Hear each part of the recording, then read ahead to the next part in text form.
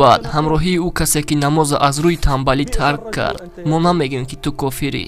мо мегем чӣ қадар ту инсони бадӣ, эй касе ки намоза тарк кардӣ. ба номи Аллоҳи ягона қасам, агар ки ту медонисӣ ки чӣ чиза тарк кардагӣ, ҳатто як зарраи хӯрок намехӯрдӣ ё як қатраи обе наменӯшидӣ, чӣ хел ту метавонӣ ай ҳоли худат қаноатманд бошӣ? чӣ хел ту ай ҳолати худат қаноатманд буда метавонӣ ки ай ҳама мулоимтарин олимҳо дар бораи ту мегӯянд ки ту фосиқӣ ва ин ҳама ба хотири намоза тарк кардандай. ҳатто агар ки мо бигем ки ӯ касе ки намоза тарк кардаги кофир нестай, лекин ба кадом рӯш ба Аллоҳ рӯбарӯ мешавад? Кофирай ва ё ба Аллоҳу расулаш имон надоранд, лекин ту медонӣ ки бозгашти ту ба сӯи Аллоҳай.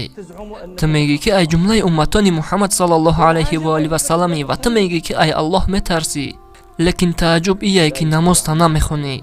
мо Аллоҳа хоҳиш мекунем ки моро ай хоби ғафлат бедор кунад.